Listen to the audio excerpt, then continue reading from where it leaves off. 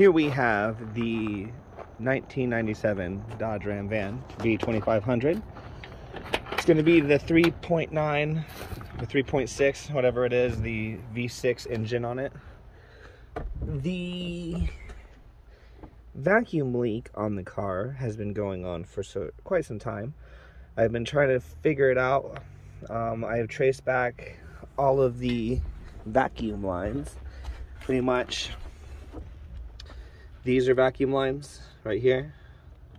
This tube and this tube. You come over here, you have your vacuum line here that goes straight to the power brake booster. And then you have one more right here that goes onto the throttle body. And you just kind of follow these lines back.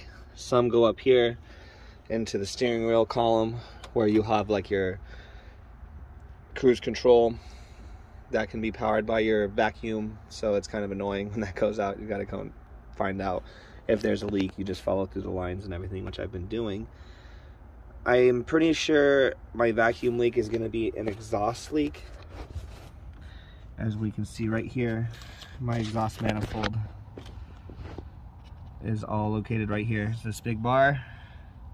I don't know yet if I have to take off these bolts and kind of just separate it from the catalytic converter. So what I'm going to do right now is I've got these bolts all loosened up. I'm going to go ahead and finish taking this off. From what I can tell, it either looks like, it's hard to see it, but the gasket has failed. Pretty sure this is my gasket between this here and here. I'm not too sure. It's hard to tell with the way it's on until I get it off. I ain't gonna know for sure. I'm almost certain that I don't have a gasket there. Like, maybe someone didn't put it on, but we will see. So we're gonna go ahead and take these bolts off. We have this bolt, this bolt, this bolt here, and there's one here. We're gonna remove those. That should pop right off. And then we're gonna go ahead and from there, clean up our gasket area. After we clean this up, we'll clean this up here. I've got a new gasket we'll throw on there. And the reason why I suspect that this is the issue, if you see between, right there between the,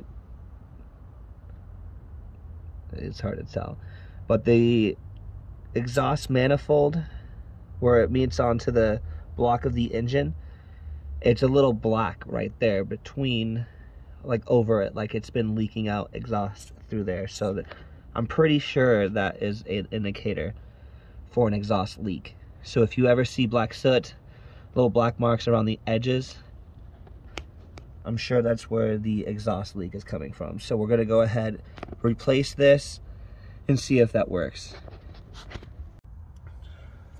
So first off, what we're gonna do is over here, there's these bolts underneath the carpet. There's one here and one up here. That takes off your heat guard. As you can see, I already did it. Sits right up here. But all I did was just take those two bolts off and it just pulls right out. No problem at all. Yeah. So we went ahead and got the bolts off. Having a little hard time maneuvering it with it attached, so we went ahead and removed one bolt and just slightly loosened the other side. So it's not completely off, but just enough so we can have this parts exposed now. As you can see, the inside of my engine a little bit better than I can. I think it looks like crap on the inside. But yes, we're gonna go ahead, clean up these spots where the, looks like there was no gasket, because I didn't pull any gaskets off of this thing, and there is no gaskets on the other side.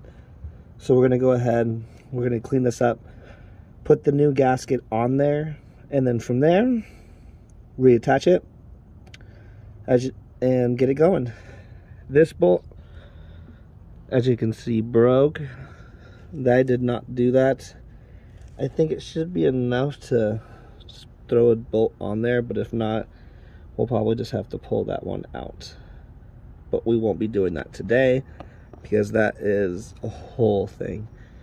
So we're gonna go ahead and get this all cleaned up, switched out, and put back together. And then we're gonna hopefully see if this fixes our problems. So now we have rubbing alcohol. Should do fine, just takes a little bit longer to dry. So always remember that when you're cleaning your surfaces. And also, I use a razor blade.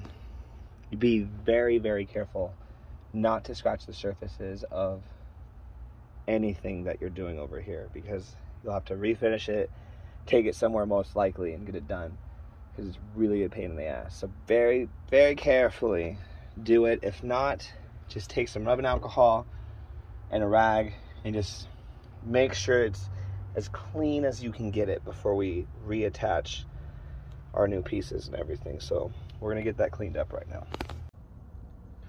All right, so we have the surfaces clean now on both sides. I did the block and I did the manifold itself. So now we're gonna go ahead and put it back together, get it all set back up. I'm gonna put this is our gasket that we're gonna be using. So I'm just gonna line it up on there. Should just fit pretty easily. And then, yeah, after that, should just mount right to it with no issues. I shouldn't have to use any sealants or anything like that. As soon as we get that on there, we'll tighten it all back up. I got a torque wrench so we can tighten it all up, the torque, and that will consider the job done. We'll put the heat guards back on, and that is how you do a 1997 Dodge Ram Van 2500 exhaust manifold gaskets. And thank you very much, you guys. If you guys enjoy this video and want to follow more for more repairs on these same cars, then just hit that subscribe button.